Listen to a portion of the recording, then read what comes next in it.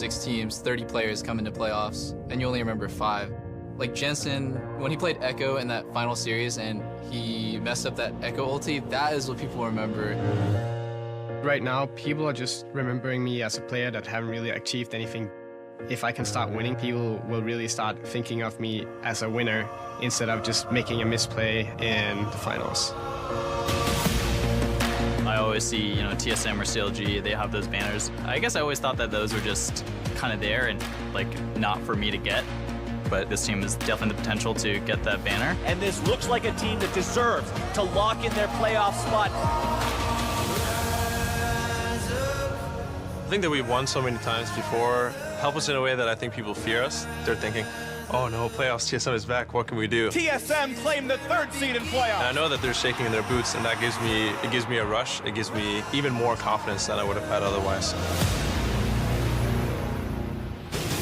100 Thieves, your first place 2018 spring team. Ending first place and winning playoffs sounds good to me. No matter what, I just want to be 2018 champions, Echo Fox. I think a banner just represents all the hard work that you did. You can't take it away. It's just a piece of history, and it's a testament to the team's ability to compete at the highest level. And I hope the fans, they look at those banners and they think, wow, what an insane ride that was.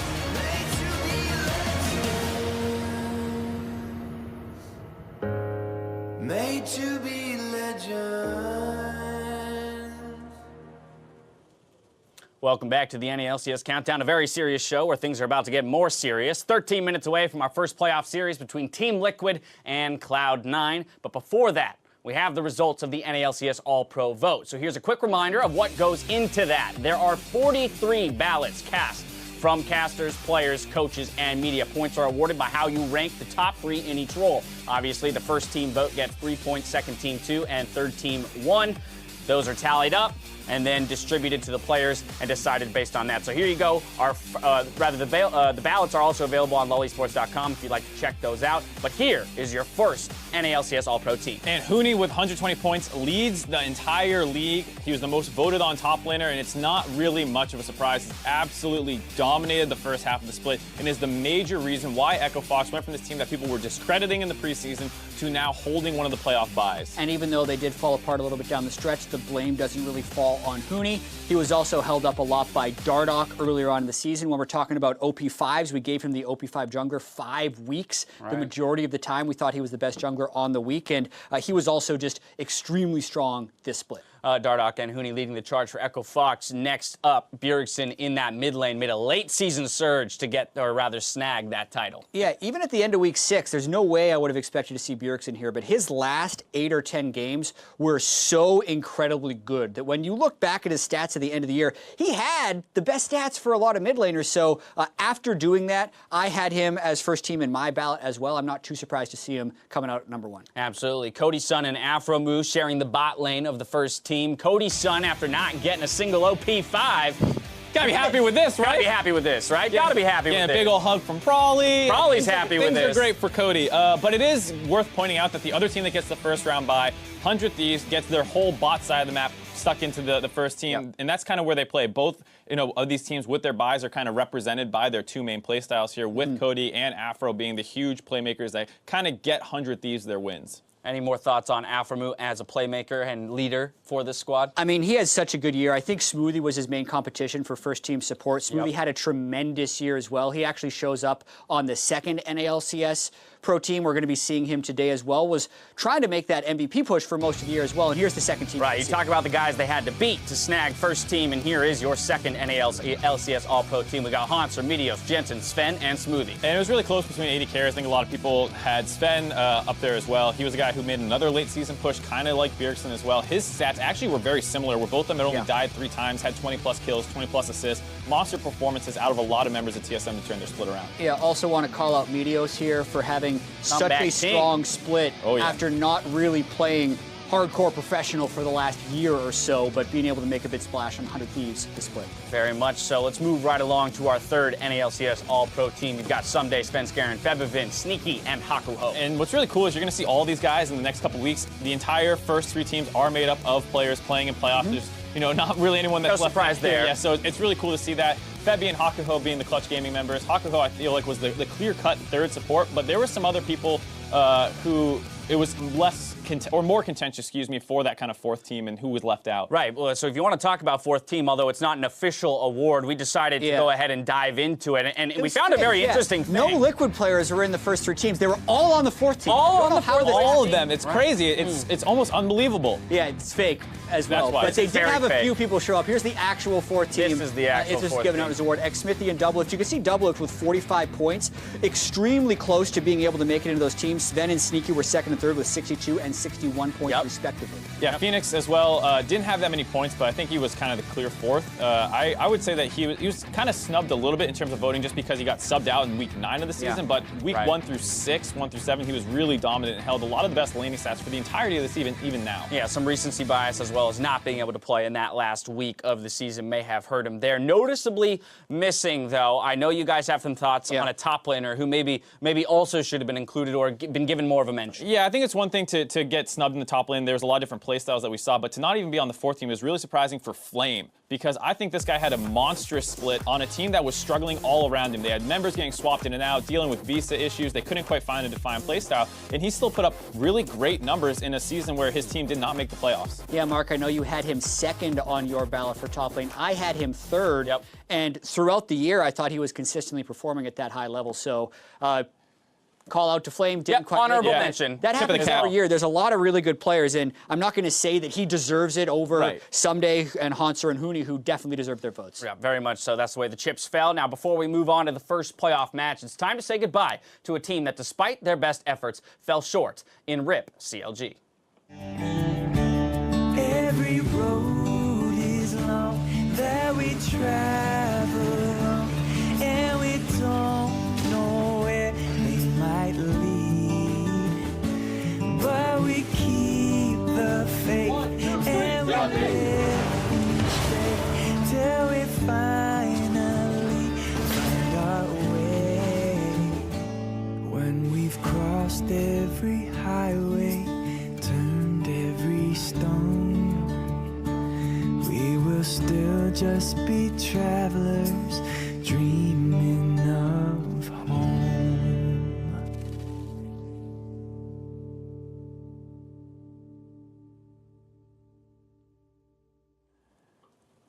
Ooh, it's tough for these guys. Biofrost is now getting memed by Tyler One on Challenger games and streams where everyone goes once their split ends. I mean, it stings, right? This is a team that did have a path to the playoffs. It was a narrow path. Absolutely, and they missed playoffs for the first time in their org's history, but they tried to make that miracle run where they had to go 6-0 to finish the season. And they were on track to do so until their playoff hopes were actually ended because the other teams got too many wins. Right. And then I think they kind of lost momentum in that week 9, but either way, it did feel like they actually did start finding their way towards the end of the split. And I believe Nick Allen's already said they're going to try with the same roster next split because they like what they saw towards the end. There was a lot of good things that started working for them just a little too late in the split. Biofrost as a shot caller, 6A is the main threat on their team. He actually led the league in 80 carry DPM, so that's pretty impressive for a guy who a lot of people were saying was the worst in the league at one point. And they still got a couple months between this season and the next for them to, kind of find their form and continue the push up the standings. Now, separately, people complain about the NALCS being scripted, so we decided to do an investigative report. We got our hands on the script, and here is what we've gathered. Okay, now the producers don't know this, so we're going to try and fire through some of these, but we already did some looking. And guys, the first thing I noticed here on page 63, betrayal rocks Team Liquid when Xsmithy's dad reveals he's actually been a Meteos fan all along. I can't believe it. I didn't know that was coming. I mean, everyone loves Smithy's dad. I guess Smithy's dad also likes Meteos the most out of even his own son. I feel like it was obvious. How did we not catch these breadcrumbs? I mean, a heart thrown out to Xsmithy. He's wearing 100 Thieves gear. I mean, we got to be more eagle-eyed. The script writers are really good. I mean, they have this nice foreshadowing on a lot of these. Yeah, looking ahead a week as well, I saw a pretty crazy one. Dardoch actually gets benched because of an over-enthusiastic high five from Rick Fox, which shatters Dardoch's hand. But that doesn't surprise me. Look at that forearm. Have you seen that guy's enthusiasm? He doesn't hold back. He doesn't hold back. Gotta learn to. And this is here. This is a shot of Dardoch. Is he happy or he's at the arena, but more for moral support than anything, as with their broken right hand, he's not going to be able to control the mouse. So that's a tough loss for Echo Fox. Well, I got a pretty interesting one here, too, actually. It's that Cody Sun will get 3 pentakills, steal Baron, tournament and helps secure 100 Thieves spot in the finals, but someday he's going to get player of the series. Yeah, Cody Sutton never gets credit. That's I'm not even that surprised I was going to say, you said it's a good one. I feel like that's just obvious. Well, I mean, that's why I like it, because sometimes you want a storyline to follow through to the end. You want to see the logical conclusion of the storyline. I get you. Yeah. It's one of those where you're like, there's got to be a twist here. There's got to be a twist. The twist is there's no twist, Mark. Everything goes the way you plan. Finally, Sneaky, he successfully petitions, to change the uniform code, forcing all teams to play in League cosplay. This is a recent development. Yeah, only a matter of time, really, after Elementalist Lux for Sneaky. Like, he's also the leader of the team. A lot of people look up to him. He's got a famous stream, so it makes sense. I mean, it's just so jarring, such a sudden twist. I mean, where was like the kind of hints with like the makeup that people start having a little bit more, maybe some wings, something on their, some extra little details, some lipstick on the players. I do like the Star Guardian theme. At least they're theming. Yeah, I like where it ends up. Yeah, they're theming and memeing as a team, and that's all you could ask for. Now, here's a good one, guys. If you jump to the final, I'm going to save us some time. So if you turn to the very last page of the script, it's page 419, earning 90 championship points after winning 3-2 fashion in Miami. This is the team that's going to be crowned the champions of North America, poised to represent the region at MSI. Here's.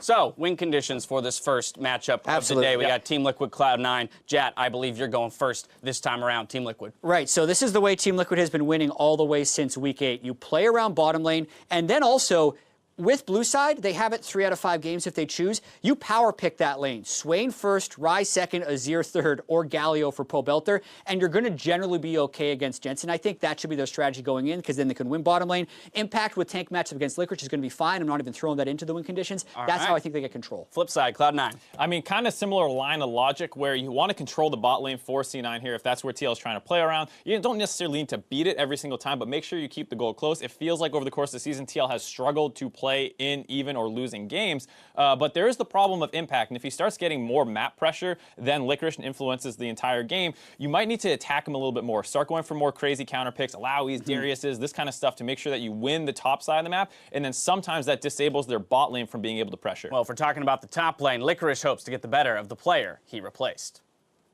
No one wants to be a downgrade on a team they join, for sure, so I definitely want to show that I'm at least even, and that I definitely don't want to lose the game from top lane. I don't want to let my team down, I want to be good and beat up on Impact, I guess, hopefully, and then win the game.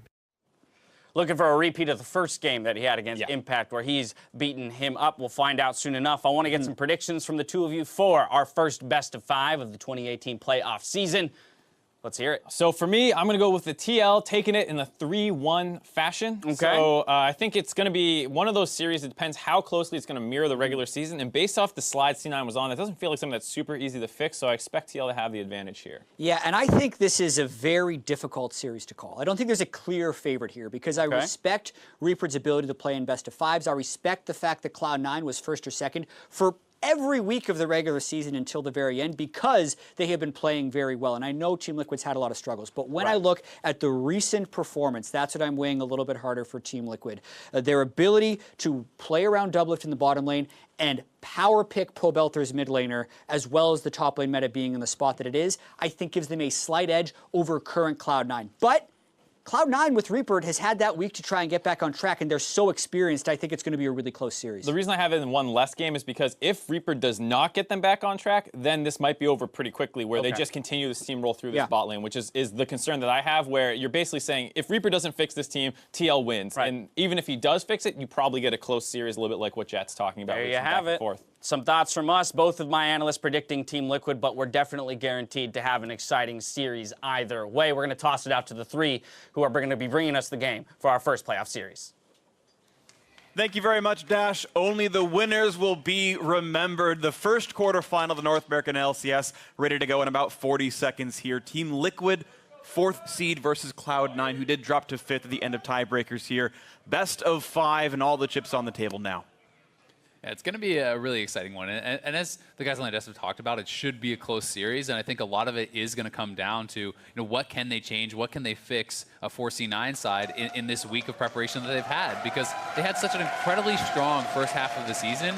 And then when you look at their performance in the second half, it has really fallen off. And Reaper, the coaching staff of Cloud9, including Reaper himself, have gotten a lot of credit over the years for innovation and bringing out more unique picks and strategies. And we'll see if they're able to pull them out here, because Team Liquid have been their focus for the last week. And as we've seen, Liquid did choose blue side. Interestingly enough, both these teams are, I believe the stat was 7-3 on the blue side and 5-5 on red. So they've actually done better blue side throughout the split here. And you're seeing Liquid getting rid of some of the carry picks Licorice might want to play with that Gangplank ban. Meanwhile, Cloud9 trying to ban tanks, because Licorice has been best served playing fighter versus fighter matchups so far in the top lane as opposed to tank one. Yeah, not a big surprise here. Both teams focusing on that top lane. You did hear Licorice in that little video from the very beginning of the split. Impact is the one he wants to prove himself against. Kind of the replacement here. And I mean, he was able to best him the first time they met. It was in that Vladimir versus Gangplank matchup, and a lot of the success that Licorice had in the earlier half of the season was either playing as Gangplank into tanks or counterpicking Gangplank as these fighters, as you said, bringing out things like the Kled, the Vladimir, and even the Camille into these matchups, and he's so good at that fighter versus fighter kind of high-octane style. And that is why they're targeting all these tanks so heavily. They're trying to make Impact play on a less safe pick. And this tells me immediately that C9 still wants to play through top. In order to do that, though, they've had to let Swain through. This champion, especially on 8.5, a lot of talk about how the buffs have really made him that power pick. And he actually can play midline. He's semi-tanky, with the ultimate getting so much life back. So a little bit of both there as far as the DPS and tankiness go. Yeah, it's very, very interesting, because I mean, this is actually the most banned champion on 8.5 globally. So definitely a power pick, but it could be flex, right? Like, as you said, it could actually be going top. Yeah, we've seen it played by Hunu, we've seen it played by a couple of other teams. We'll see if that is going to be Impact style here. Cloud9's choice, though. They'll grab the jungle Sejuani and look for the second one. Yeah, Swain is really good, into these mid-range matchups. So Cloud9 actually are going to be the ones that get to pick into it. And I've seen a lot of people actually most recently talking about how it is a little bit risky to blind pick him, so maybe we'll have some extra range or some sort of strategy here from C9. So far, though, it looks to be very standard picks for them. Svenskeren on the Sejuani, he's put a lot of time on that matchup. Obviously, the Skarner is also just up, and that one also being one of the premier picks. Another thing worth mentioning about Swain, especially looking at it from the mid lane point of view, is it does have pretty poor wave clear. The wave clear, especially in the earlier stages, you can really struggle to push them out, especially against some things such as the Orianna. So that is one of the ways that you can sometimes kind of mitigate the power that this champion brings, is simply avoiding conflict, pushing them in, trying to move to the other sides of the map, trying to play with your jungler and threaten attacks elsewhere away from that swing. 8 seconds to go until Liquid finish their first round, and it is looking like that flex Swain as the Rise does get locked in. And now they get two of the most premier champions in the game with both Swain and Rise. This does mean, though, that this is going to be a Swain top, which gives Licorice a chance to actually counterpick this. And Kled, which is one of his powerful champions, is actually a really good matchup into Swain. Not sure if we're going to see that. Gnar would be kind of more of a generic safe pick, and looks like that is what he goes for. I gotta say, I'm a little bit disappointed that you triple ban tanks and then you don't even really go for more of a counter pick on the Swain when you see that it is going to be going top and that's the opportunity. We'll have to keep an eye, though, because Gnar is very good at controlling ranges, so we'll see just how well Licorice is able to keep Impact at that arm's length. Not very long range on the lightning from his Q. And we'll have to see what the second round of bans do come in. All these lanes have been matched up, so we're just looking at bottom lane for both sides here. Cloud9 banning tank after tank after tank. This time around aimed at the bot lane as Braum is taken off the table. Of course, Cloud9 do have first dibs on picks here in this second phase, and as both teams looking for a bot lane, we'll see if they want the AD carry or the support first, but waiting for Liquid's ban now. And going to be pretty interested to see if Jhin is going to be picked or banned away by C9. We know that Doublelift has really been liking this pick, and it's one of Sneaky's most famous picks. He certainly can play it, and it's very strong at 8.5. Especially since Team Liquid are showing pretty AP heavy right now. Yeah. Jhin, who would build some lethality, want to be that AD threat, might be definitely a target. Janna going to be off the board as well, though, for that extra protection for Sneaky. Not going to let it through.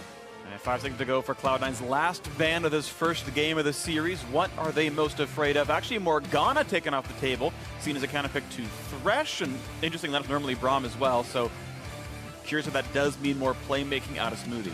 Yeah, this is actually pretty interesting to see this going around. We have been seeing a decent amount of Morgana plus Caitlyn, and also Morgana plus Jhin was something that TL ran before, so maybe trying to target some of the support champions there, looking to perhaps pick away the Jhin, but obviously things like Tristana, which has been one of Doublelift's favorites, is still on the table. You do still have things like the Varus, the Ezreal, etc., so there's quite a few options remaining, and Smoothie, as he usually is, going to be having that Alistar banned away from him.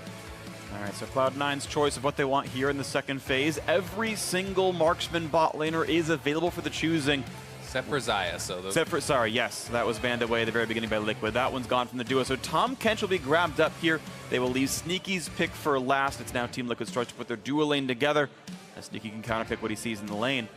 And I do think Tahm Kench is incredibly strong into the initial 3 we've seen. Works very well into Skarner. You can actually eat people out of the ultimate. You know, also the Rise W. You have the Swain pull in. So Tahm Kench does offer quite a bit of safety. I was kind of expecting a double range bottom lane there for Team Liquid, though, because they did clearly leave this Tahm Kench up, even though they have the Skarner. And Kane also said that this game, Doublelift and Ole are going to pop off.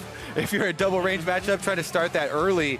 You know, Nami and Caitlyn definitely can win that lane. I mean, Nami and Caitlyn is one of the most abusive 2v2 lanes that there are in the whole game, in my opinion. Like, I think it's so strong, and Jhin probably going to be the answer here, but this should be very heavily favored toward TL's side in the early stages. One of the big kind of criticisms of range supports is how gankable they are. But if you do not get down there as Svenskar, and if you do not get down there and actually punish the Nami in the 2v2, expect Doublelift to open up a big CS lead. Also remember, Pobelter on the rise versus Cloud9 yet again, and his roams were crucial in you know, affecting a lot of plays around that bottom lane. So they're going to have to keep their eyes open from not only counter ganks from Smithy, but also Pobelter, see if they can pin him down in the mid lane. We'll see if Cloud9 can survive the duo lane now. Of course, you expect the 2-on-2 to look so much stronger from the Liquid squad. I'm curious if they try to match the shove by going Doran's Ring on Sneaky to shove a whole bunch of waves with the grenade, or if he goes Doran's Shield to survive. And if those Pobelter roams from their rise do pay off in the end of the day, Liquid can have a ton of pressure here. So a Swain top lane versus Gnar up there, Impact versus Licorice. Going to be an exciting game to see as Game 1 is about to be underway. Definitely is, and it really feels like C9 has put so much emphasis on their top lane, you know, with the triple bans, with this matchup that they have picked up there, and likewise for the other side, it's about the bottom side for TL. You got to see where the teams are going to be able to get their advantages. There we go, Liquid and Cloud9 hitting the rift here on this one. Seeds 4 and 5. The audience bathed in blue light, just slightly different hues. Lots of team jerseys in there as well. Let's get ourselves into Game 1. Already worth mentioning here, too, is the fact that Doublelift is going Cleanse and Olay is running Heal. So this is not an Exhaust Nami. This is the Cleanse Heal lane on the bottom side. And I think that makes quite a bit of sense for Doublelift when you're looking at things like the Sejuani ultimate as the way to kind of pick you off. And they're probably not feeling very threatened in that 2v2. One thing I am surprised about, though, is it's a coin start for Ole, because if you're fighting a 2-on-2, to actually battle back for position, you want Spell Thieves for the damage. And if you're shoving in a turret, which you expect actually from this lane, you get more gold by going Spell Thieves as well. I'm a little surprised that that was the choice here for him, but going to go for that one. It's going to be more mana regen as a result, typically, and that might mean a big enough difference in this laning phase. Some people can also really favor the move speed on that, and that's something that a lot more people are taking into consideration now. Yeah, I mean, Skarner's definitely going to favor some move speed, so a little bit of team cohesion there. In the river, though, pretty much everybody's starting out with some defensive warding. Yeah, we'll see as they go back and forth, and we fight for Skarner Spires. They spawn up. Licorice showing his dance moves. Actually just amazing on that Gnar, as 10 gold apiece to the trio of Liquid's top side. Smithy can hope to make sure everything else looks okay for him. We have seen Cloud9 go for some very cheeky invades against Skarner specifically. That was, of course, the last regular season match where the Olaf got off to a 4-0 start. Maybe C9 tries to do that again, but so far Liquid have actually earned 60 more gold than their opponents due to getting both neutral Spires. Means very little, but it is something. We are into the laning phase. It's pretty much undisturbed. Smithy with an interesting start doing a Wolves first, trying to dodge a potential gank and also trying to disrupt the routing, as there are no deep wards that I can tell of to know where Smithy did start. This will be a bit unknown. It's going to be interesting to see how C9 is able to kind of track him, and when they first get their information, what they're going to look to do that with.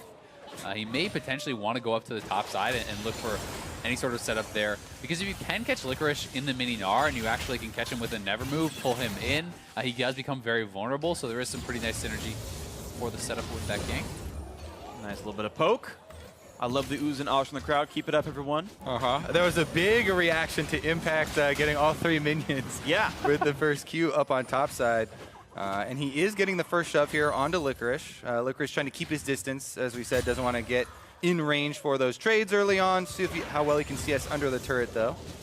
All right, pops the bone plating from Licorice, but no follow-up damage. That's going to go on cooldown for 40 seconds without any actual damage block. Ooh, he missed the boomerang, but he got it anyway. Licorice just made it look cool. But yeah, 12-9 in CS so far. Impact, perfect last hitting so far. A few denied away from Licorice. 1 camp lead for Xmithie so far, which is kind of the way of Skarner. Has left his bottom jungle alive, though, and now he's going to find Sven here as they're battling for Scuttle Crab, and he gets that one as well, so and nice. Sven should have noticed that he didn't have his red buff yet, so that does give him a little bit of information on the camps, perhaps that he has clear. But he can actually go back, and it looks like he's going to go to Golem, so doing just a full 6-camp clear likely here.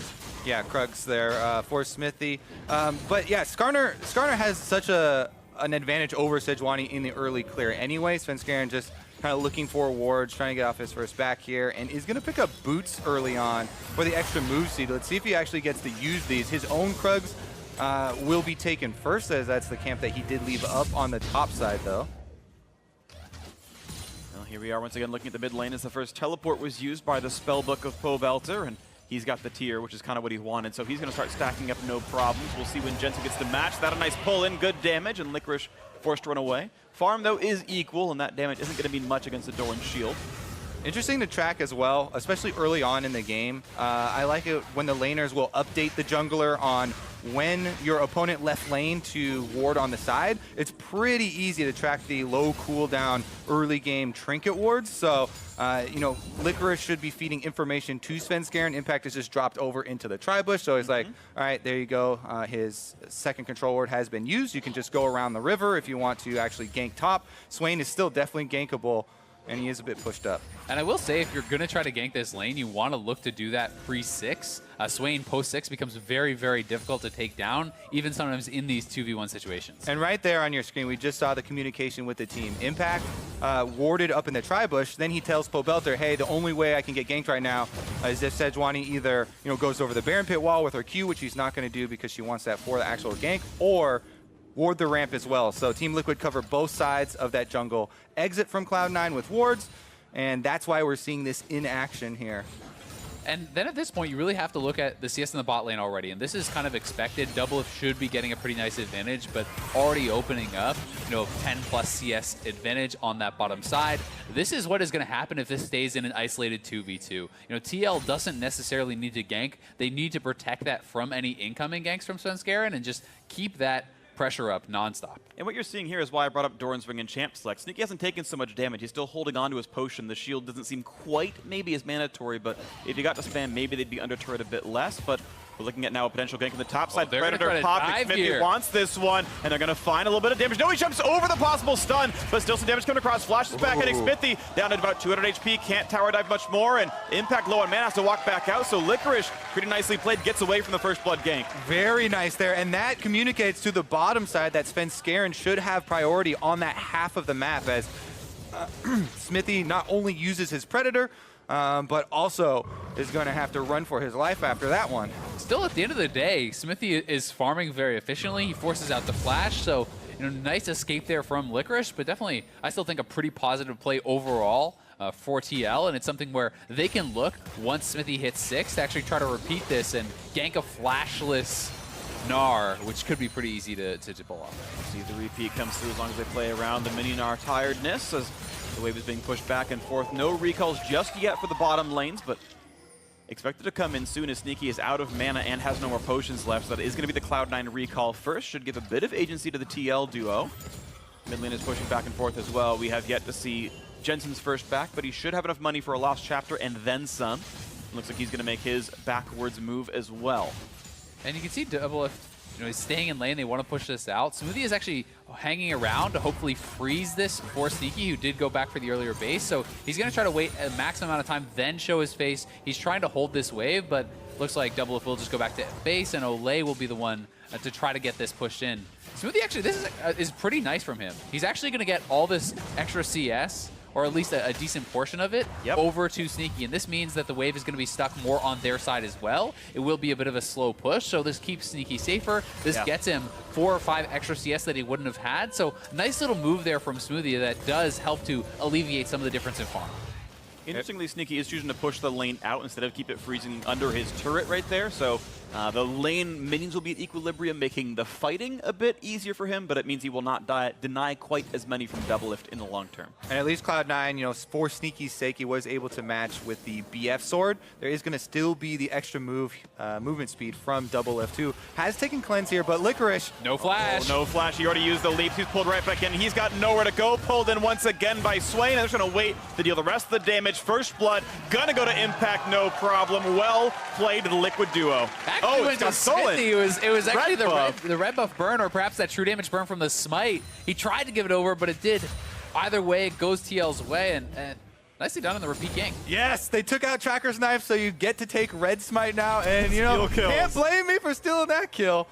Let's take another look here, though, at the replay. Yeah, wanted to go up and actually check where Smithy was, trying to get some vision, but gives it away pretty easily where he was by popping that little plant. And because he has no flash, there's no way out for Licorice here. The leap was blown early, and they see trying to give it over to Impact, but Smithy is actually the one going to pick it up. And it means now, though, that Cloud9 with some pressure on the bottom side of the map, going to go for this Ocean Drake here if they can. That might have been part of the reason they were pushing before. Bubble attempted, not going to happen. As long as the smite is good, they'll be fine. And actually, the Jhin 4th shot going to do what Callista could have done and knocks that one down. A fairly early Ocean Drake does mean quite a bit for the laning phase. Jensen's going to enjoy even more mana. That said, he's full with the Lost Chapter in a tier, but still, this should be still a positive thing. Having a pre-10-minute Ocean Drake means a lot for the laning phase. Definitely very nice, especially when your bottom lane is going to be on a little bit of the receiving end of some of the punishment that comes out from this range support. But you have to say, all things considered, bottom lane is evening out quite a lot, and this advantage is not extending here yet from Double If and Olay. And for the C9 duo, they're going to be feeling pretty happy about this as long as they can get out without their turret going down or a big CS deficit. Especially because, Tom Kench there with the ultimate now, level 6, it does put a bit more pressure on the rest of the map. Svenskeren on Sejuani, the ultimate is really good at creating plays in this stage of the game. So there's a potential for Cloud9 to try and strike back. That being said, Smithy's Predator is almost back up, even though he's right next to little Ward buddy. Yeah, he's trying to cosplay Rengar, but he's not an unseen Predator here in this one, so he gets nothing out of it at all.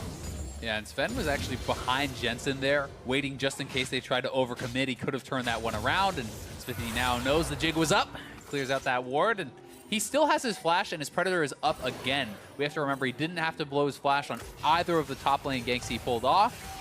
And he can look to go for a play here now, but it can be tough to attack a Tom Kench lane unless you want to target the support himself. If they want to kill him, we'll see what happens. He's got flash and still ignite from this as he's going to be stunned up. And the ulti not going to be committed too much for it. The bubble is all the damage that came through. Double If busy last hitting minions under his turret, and that's guaranteed gold instead of the risk for it. More damage onto Licorice, who's soon to be Mega Gnar, but of course health bar. Ooh, and he just lost, that nullifying orb, so more of his tank stats missing. Not really going the way that they had hoped on the top side of the map. Impact's actually doing a really good job, and it's interesting to see that he's doing it off of a tank, right? The triple ban tanks here from Cloud9. He says, all right, I'll play a carry. He picks the Swain. He's doing very well in this top side so far, and Licorice, the last 2 times that he's actually matched up against Impact certainly got the better of him, being able to impact not only the lane, but moving around the map very, very well. And this is with Cloud9 throwing 3 of the bans at tanks, and Licorice having the counter pick here into Swain, but having to give up this power pick and still building the Spirit's Cowl here. He also has the Doran Shield. Very defensive opening. Impact still has a lot of pressure on top side, and this also means Smithy gonna look for a ward there. Maybe does not find it.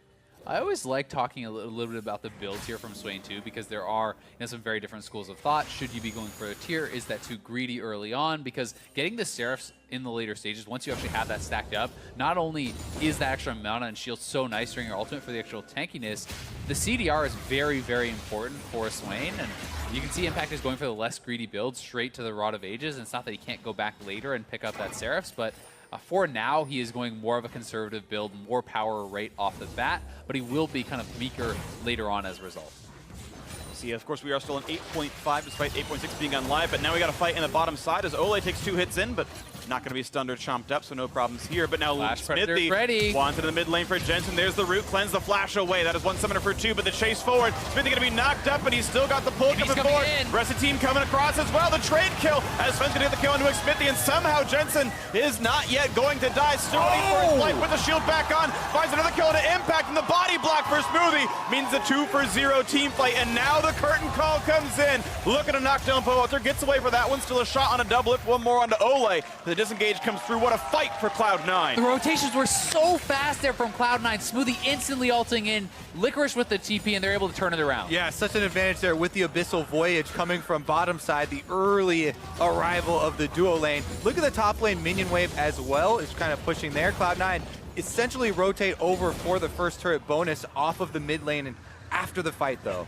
Yeah, and they're going to get it here. That's going to be first brick going over to C9. They win the fight. They get the gold off that. And what a big swing in the game. Absolutely huge play right there. Beautiful stuff out of that Cloud9 squad. They were down 1,000 gold before this, but 2 kills plus the turret meant everything.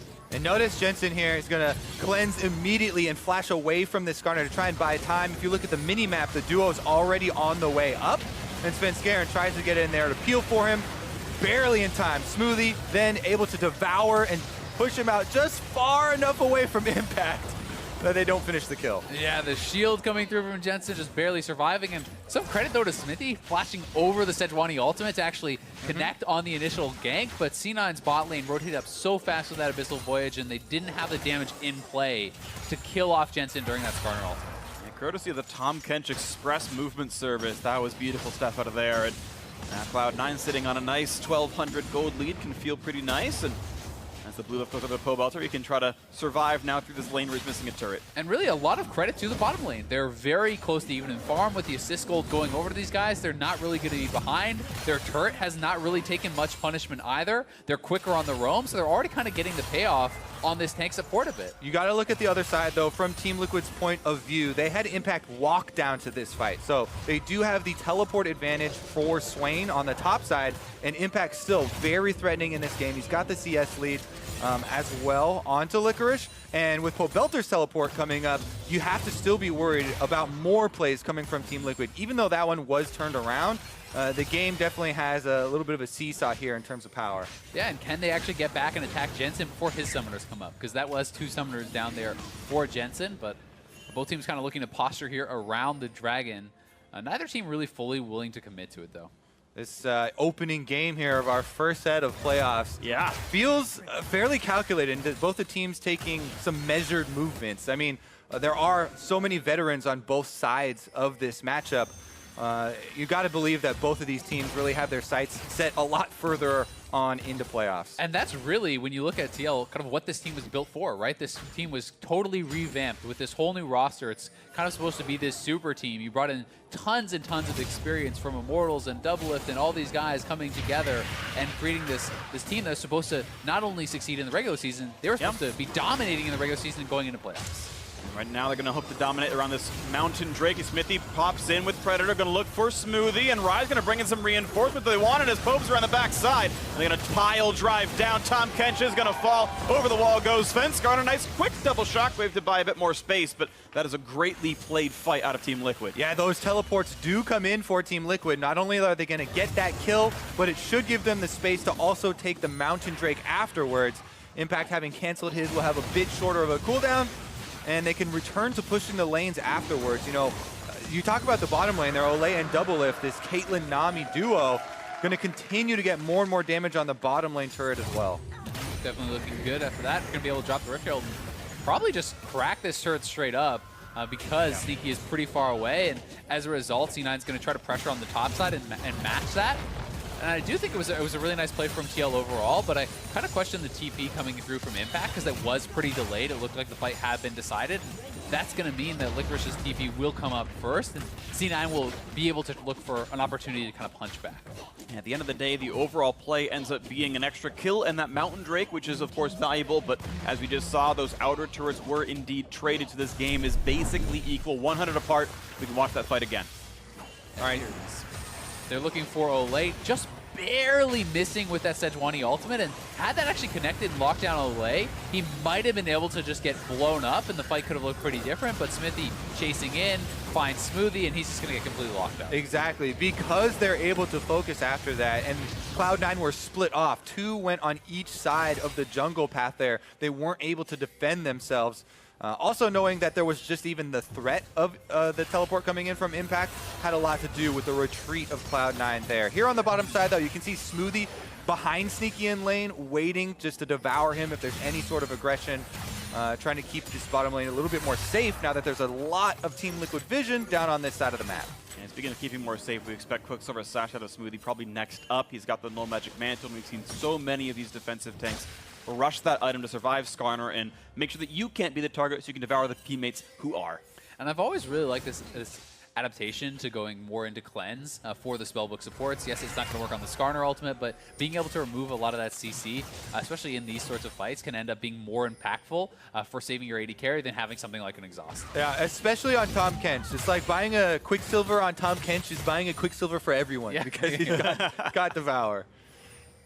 Well, we are back into this game with a 500 gold difference. Split Drakes and otherwise split map control as Sneaky and Smoothie keep the farm up in the bottom side of the map, and we wait for the next major play to happen. 1.5 minutes till this Baron Nashor spawns up. An attempted play out towards Olay. Pretty good damage. Tidal buys some time. A good stun comes through as a Flash Pizza hits double if you cleanse right back out, and they're going to stay alive, but there's 0 summoners left on Olay. Still getting shot, and Jensen finds the distance to grab the kill. Just kept throwing ultimates till it worked. Like Cloud9 making use a lot of their long-range abilities here, getting the pick off onto the duo lane, and not giving up on that chase. Even after Olay burns his Flash as well as the heal, they continue the chase, they finalize the kill, and then they're able to return to the bottom lane here. They actually have a roam from mid lane coming as well. Yeah, potential 4v2 down here. Teleport is up pretty much for both top laners. This turret under siege right now. Yeah, they're looking to just straight up force this down, and I think they may be able to. You can see Pobelter is trying to roam down here to try to match, but the turret is going down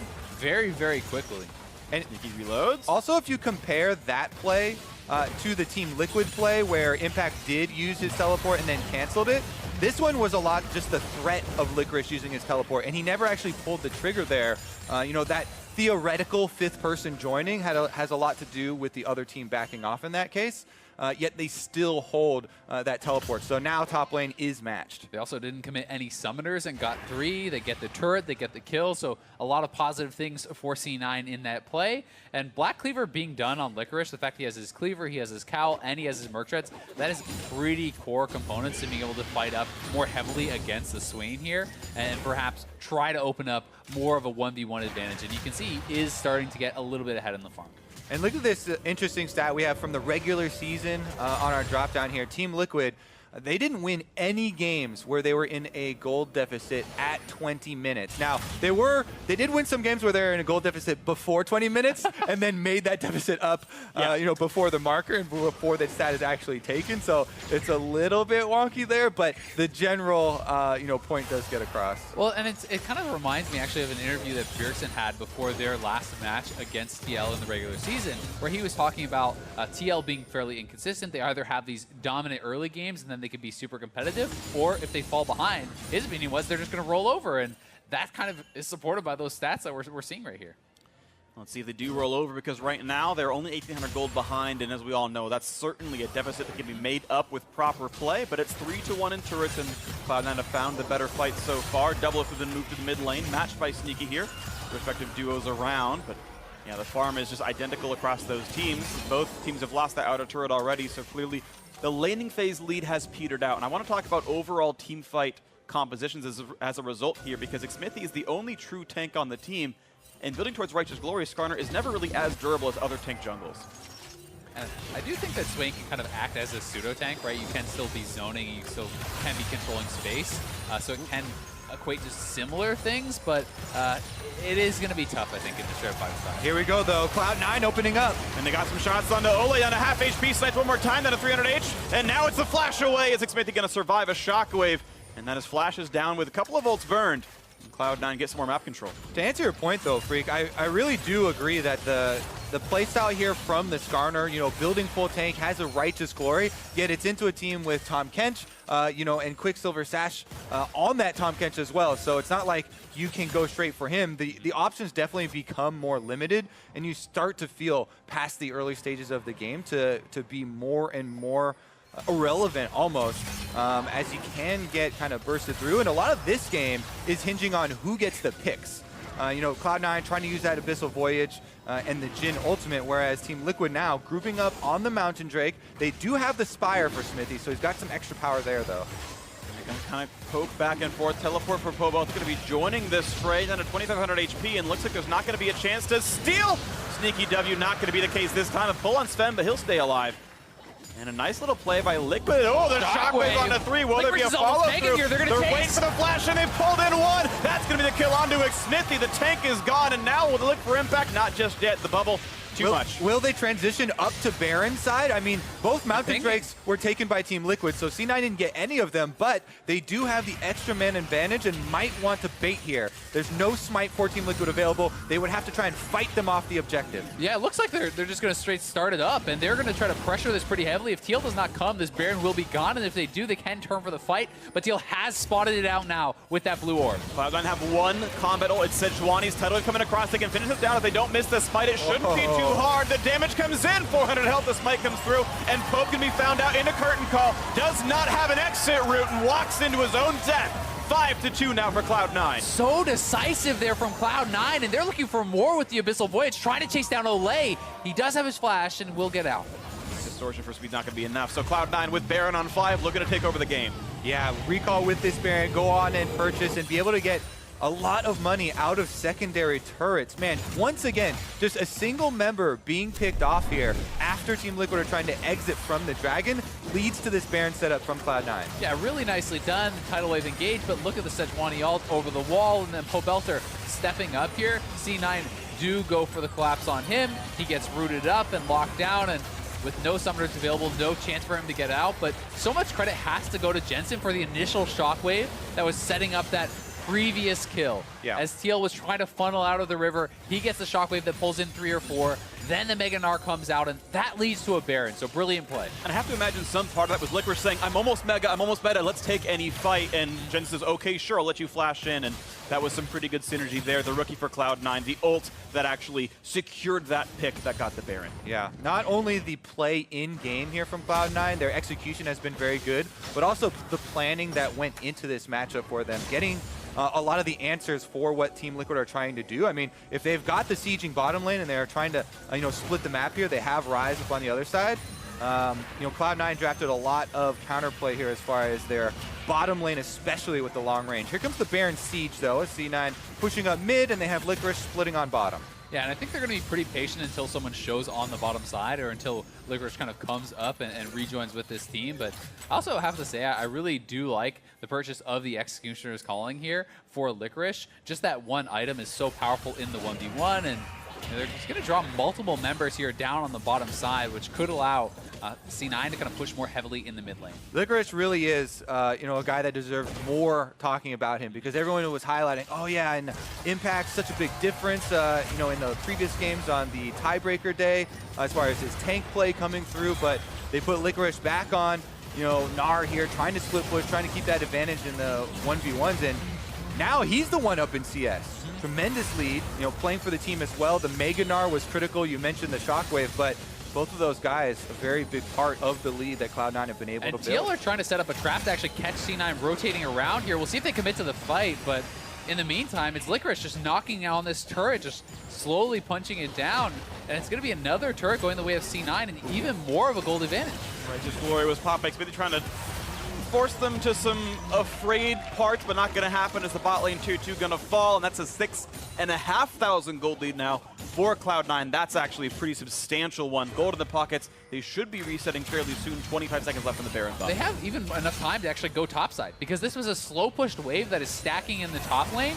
If they want, they can run straight up there and even try to knock down the last outer, which seems to be the choice here. Maybe a little bit greedy because they have a lot of gold in their pockets, but if they pull it off, that lead gets enormous. Yeah, I would say since Baron's timing out in 10 more seconds and they won't be able to use it too much on this tower, they shouldn't risk anything. 5 members of Team Liquid are here. Let's see if they actually are able to pull the trigger, though. Licorice is far, and it's now about to be Mega Gnar, so pretty soon he's not going to be able to fight for anything, and looks like it's going to be just the disengage for Cloud9. They forced Liquid to rotate, and they are going to reset. Yeah, without the added sieging advantage of the Baron buff, a lot better use here to get out of going back to purchase, because Caitlyn traps are still very difficult to siege around, and you have to be worried about the counterplay here from Team Liquid. I do like the move, though, because if TL has some bad base timings or kind of wasn't expecting that, you might be able to get an extra turret, so they don't really risk anything. They push up the wave and going to be able to reset. So all in all, C9 is playing this game, I think, very by the book and very, very well. And they continue to counter any sort of option for Team Liquid coming back. There are 2 more QSSs built here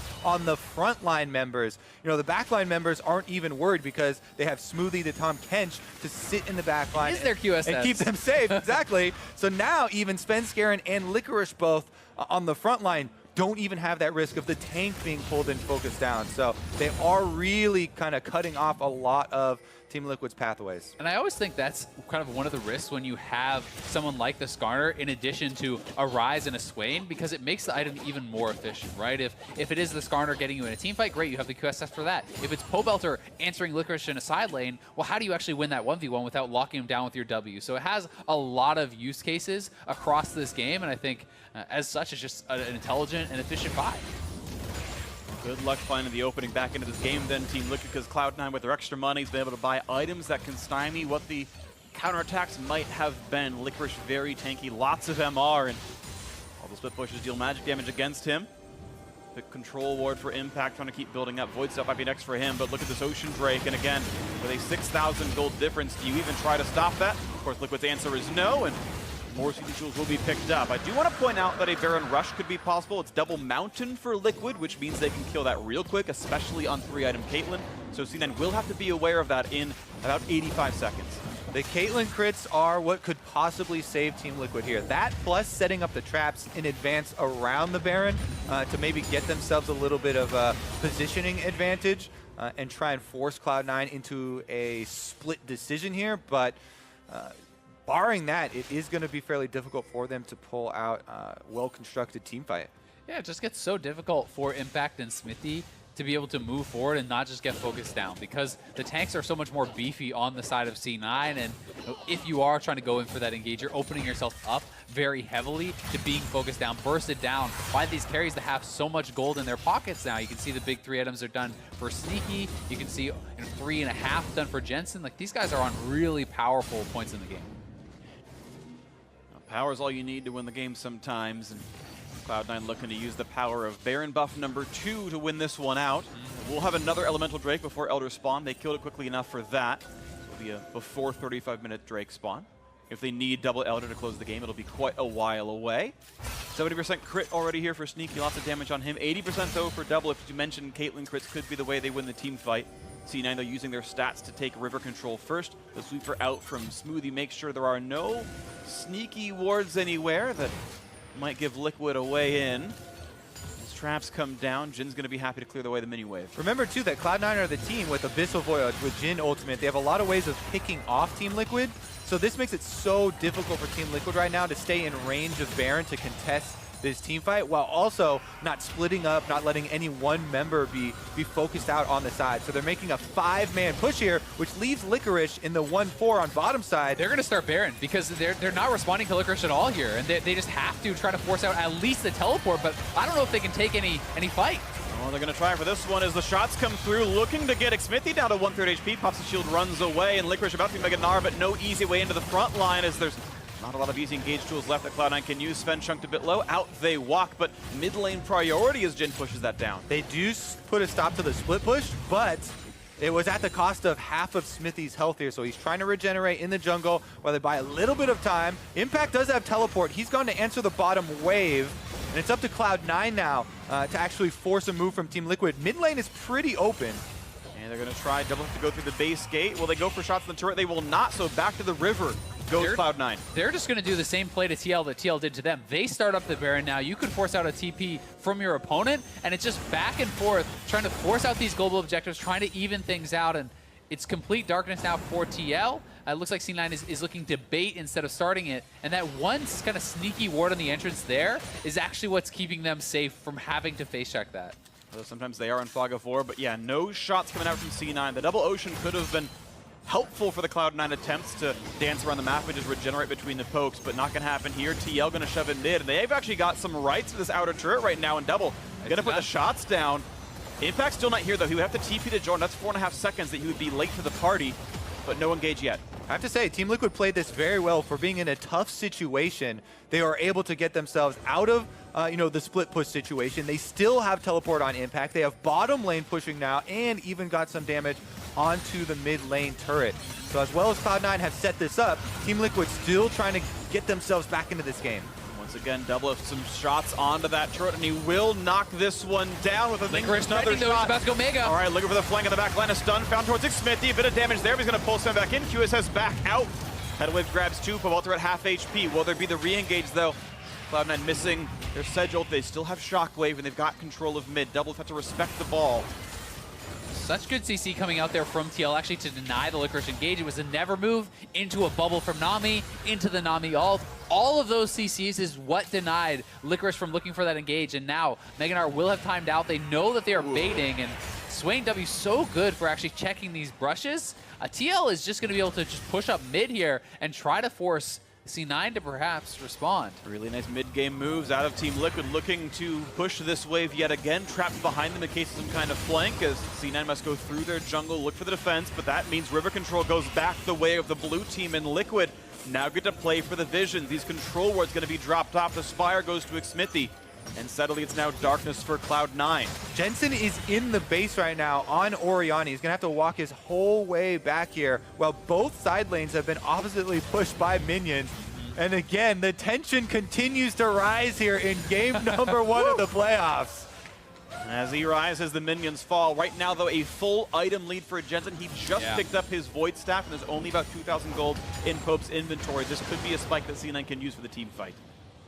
We'll have to see, because Licorice is going to send himself down to the bottom lane. He's going to be clearing up those minions, and that gives TL an opportunity to try to force once more. They have TP advantage, but more importantly, Licorice has no TP, and if he shows, which is actually why they're just giving up these minions, because he doesn't have teleport, they make the call, you don't even get to farm that wave. You just have to let it all die to the turret because you don't have teleport, and they could rush Baron. It's very interesting that we have the 3rd Mountain Drake coming up in this game as well, only 18 seconds away. But with Baron up and Team Liquid having 2 previous Mountain Drakes, it makes it a little bit difficult for Cloud9 to even grab that one. They would ideally like to get that so they would have more pressure on this Baron objective and actually break the game open. But Team Liquid still threatening up on the top side. Goldie that was 6,500 has fallen to about 4.5. Liquid have done a very good job past 20 minutes of clawing their way back into this one. Items still scaling up. Zhonya's done for Impact. He can frontline well. Rise pulls some friends into the back line. Double up and Pobot. They're looking for the play. Is now Smoothie is in a pretty bad spot. They're going to get the pullback. Nice chomp. Brings Sneaky to safety with a flash forward. What a beautiful play on the blast cone. That is Smoothie flatline. 5v4 for Liquid. Oh, and Team Liquid going to take this opportunity to retreat to Baron. They have control wards set up. Cloud9 going to have to take advantage of any small opening they see. And there's no QSS on Sneaky. He blew that even though Smoothie ate him away. So Flash Skarner ult on Sneaky could spell death. Double lift here, trying to screen for them. And look at that with the Jin ult. Tiana's going to force the team to run away for now. 18 seconds. Back to Smoothie Baron, coming though. back in. Smoothie will have Abyssal Voyage when he gets back up, so he should be able to join the team. And Team Liquid, very wary of this fact. Yeah, honestly, I think they're too afraid of Shockwave. The choke point is too small. Jensen held onto that, and the threat of the ultimate large enough to say Liquid can't take the fight. Another really tense moment there, but TL just get the support kill. Now they're looking for Sneaky. Remember, no QSS. He's going to flash, and Nar's going to throw a boomerang, but that's now a summoner down. And a very important summoner as well. If you remember, back to last week, Team Liquid continually diving Sneaky over and over again was what got them one of their victories. Now, though, they retreat down to the Mountain Drake, while previously Team Liquid starting up Baron, Gonna try with start of the team split up right now. Again. Jin is gonna stay on the mountain drag, it looks like, as they're pulling the rest of the team. Lane, though. Yeah, the threats were enough. The TP channel comes out there and Licorice on cooldown. And TL consistently making this play. They start up Baron very decisive, very confident to get Licorice to blow the global here. And yes, he did cancel it, so he gets some of that cooldown reimbursed, but now they're looking for Pobelter in a side lane, and he got cut out multiple times against TSM this way. Ulti comes in, it's gonna get him out, a trade of him. Pobelter's cooldown is longer technically, but that is still a tool missing. Swain's still on bot side. C9's gonna try to force the TP.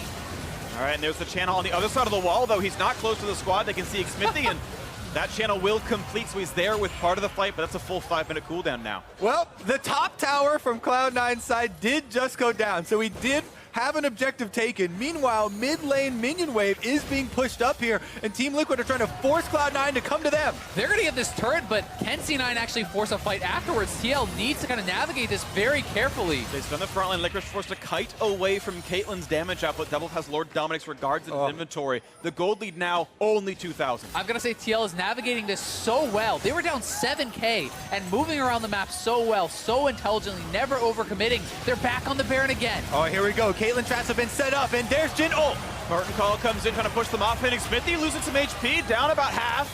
Nice shot comes in, 609 dealt there, and that's before any big armor pen items come through.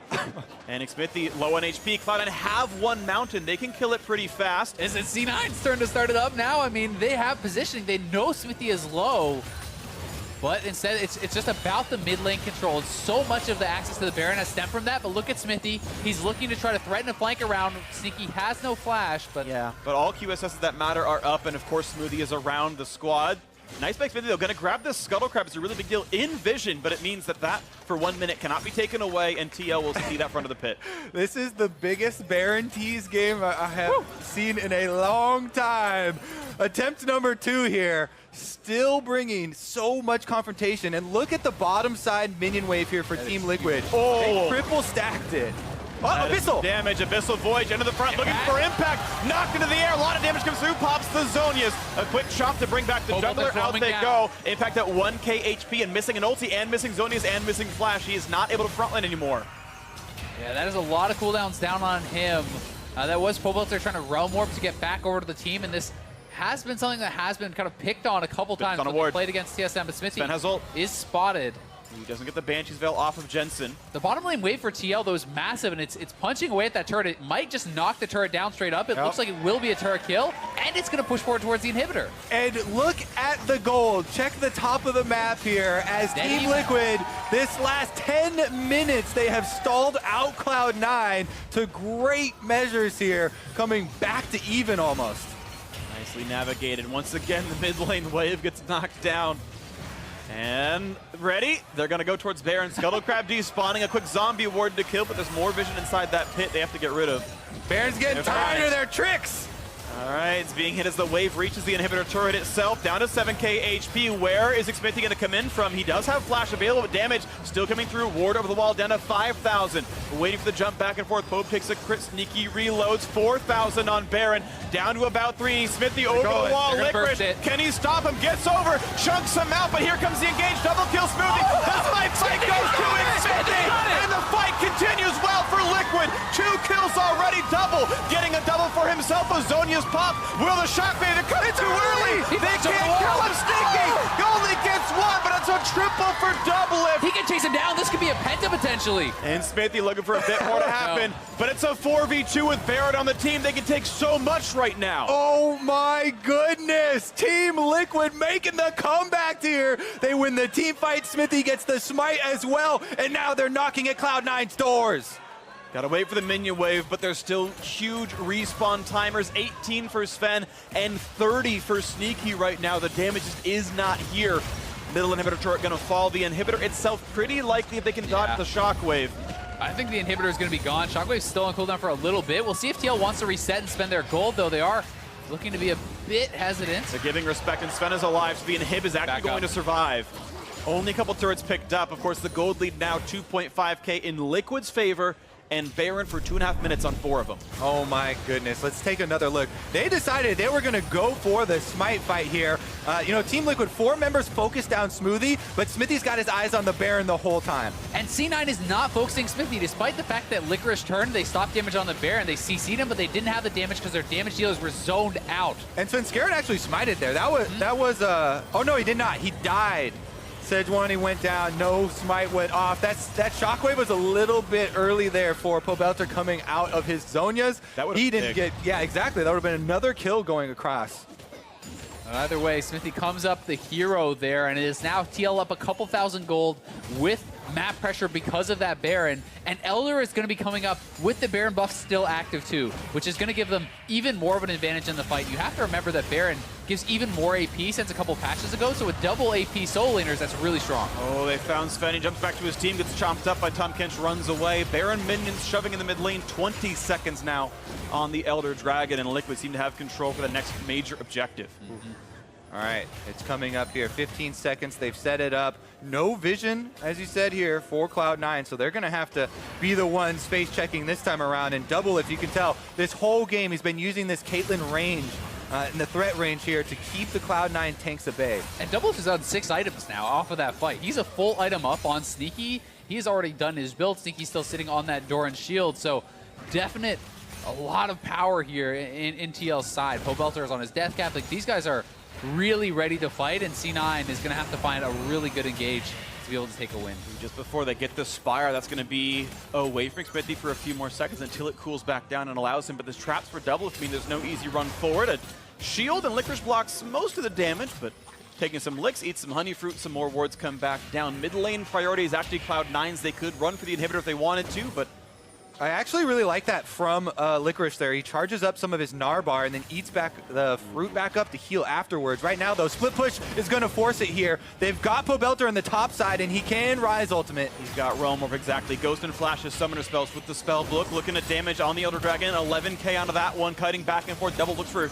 shots to take as Pobe is going for the inhibitor. And keep in mind, the Smite fight went Smithy's way last time. They've gone for the engage as a pressure on the front line. QSS with the walkout. Now the Redemption to buy a few more seconds. Impact still cutting around. Tidal Wave onto the entire backline, buys even more time as Pope has knocked down the turret already. Yeah, he got the turret. He's actually going back for the inhibitor there, so they're going to try to just delay and make the Dragon reset. C9 is having their time wasted here as the first inhibitor is going to get knocked down. The minion wave is pushing on the top side here as well for TL, and they are just kind of moving around the map better. C9's got to start this. Liquid playing a phenomenal endgame here, 44 minutes, and once again committing for it, and they're running up to the rest of the base right now as they're on the Nexus turrets, and suddenly Cloud9 realize they've got to bring Smoothie back in. Impact is here to go for the turrets unless they can get back in. Smoothie brought a teammate, Teleport coming as well. These two don't do the most damage, but they're going to try to knock this down. The flash in the back line, Licorice is here, looking to knock them down. Smoothie going to run out of health. Elder Dragon does not matter as the Nexus falls, and game 1 goes to Team Liquid.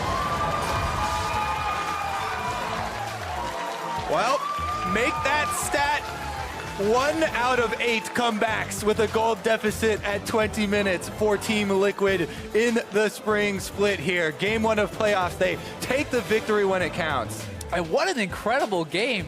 If that's a sign of things to come, sign me up for all 5, because that game was amazing.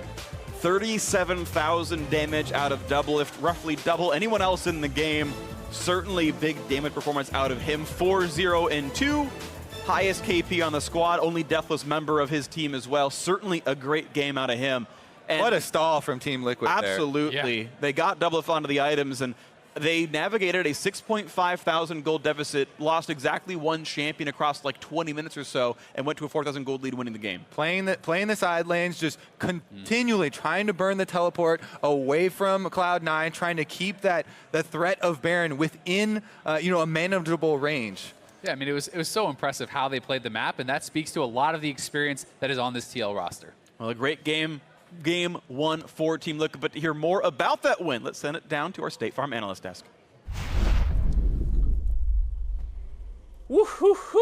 That was a really good game. The postseason is here. Thank you very much, gentlemen. What a game one between Cloud9 and Team Liquid. Team Liquid coming back from a deficit to get that first victory, a very necessary first victory in terms of continuing that momentum from the end of their regular split into these best-of-5s. And for Cloud9, losing a game that looked won, that looked winnable.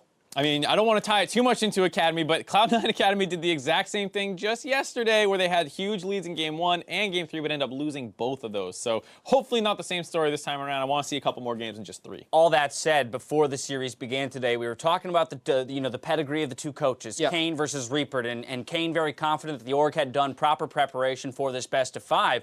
If we take a look at champion selection, a couple very interesting things kind of panned out here. To kick us off, we're going to take a look at Cloud9's bans in that first phase. Cloud9, when they were good at the start of the split and winning almost all their games, on red side would triple ban a roll.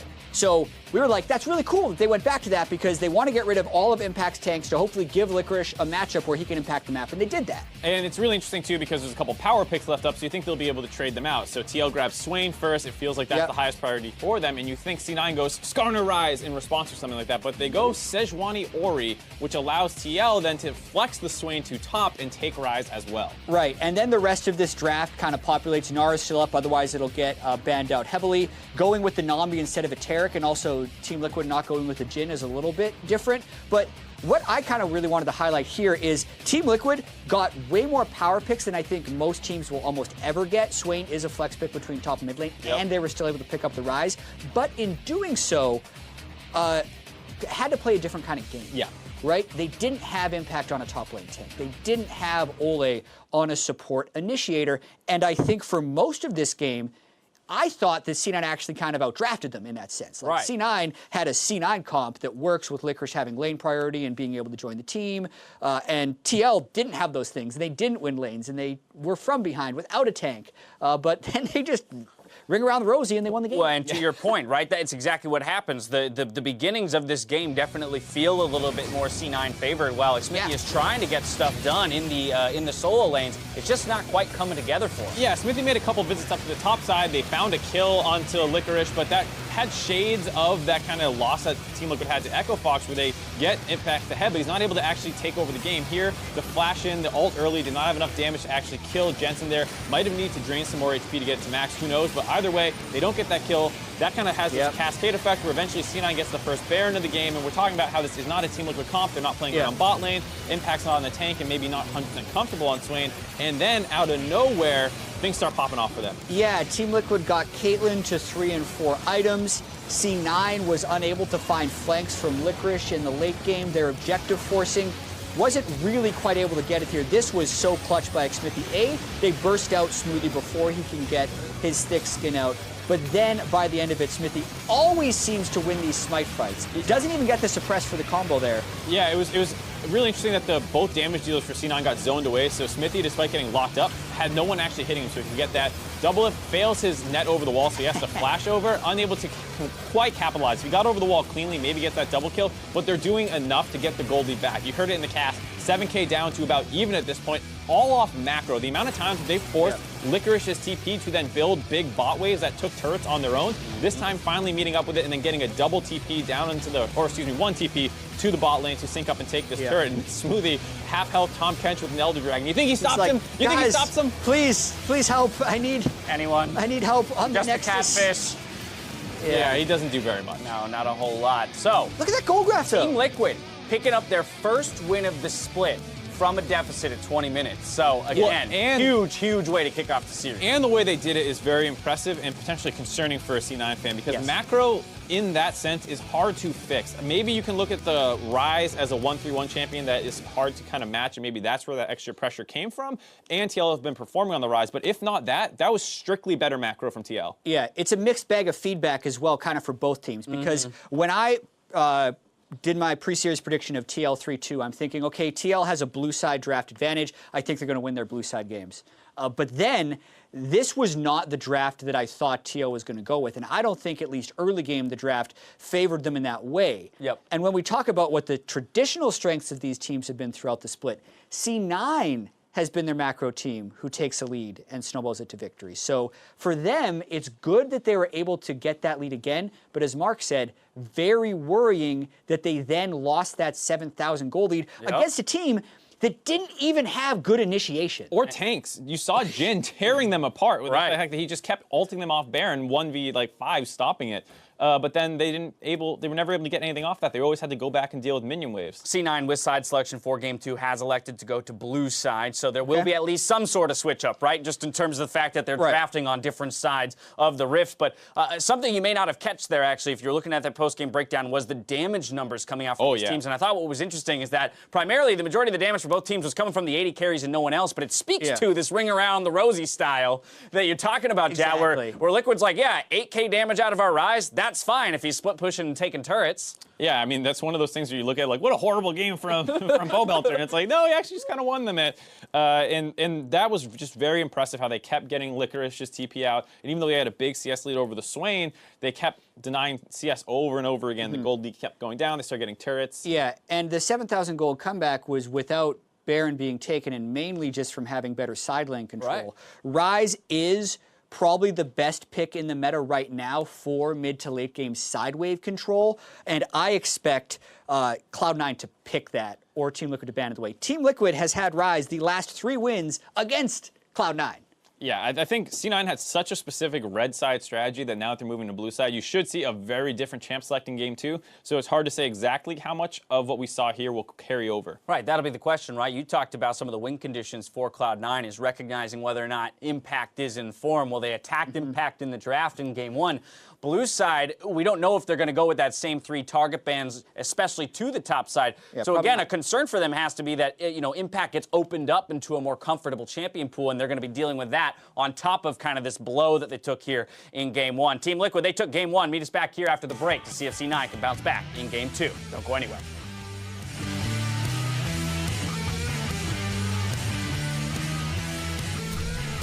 Actually, isn't this year the year that Frozen #2 comes out? Really? Wait, Frozen 2 is a thing? Yeah, that movie probably made billions, dude. They're gonna make Frozens until the day we die. No flash ulti sekarang. Do you have it? Yeah, do. Trying to flash out. I'm a Swain. He's ignited. Oh, Swain. Flash in. No flash. Oh, nice. Hey, block me. Nice. And a nice little play by Liquid. Oh, the shockwave on the 3. Will there be a follow-through? They're waiting for the flash, and they've pulled in 1. That's going to be the kill onto Xmithy. The tank is gone. One shot, Tom. I got it. Nice. Hey, bottom big game. Go mid. I'm up. Once again, committing for it, and they're running up to the rest of the base right now as they're on the Nexus turrets, and suddenly Cloud9 realize they've got to bring Smoothie back in. Impact is here. Elder Dragon does not matter as the Nexus falls, and Game 1 goes to Team Liquid.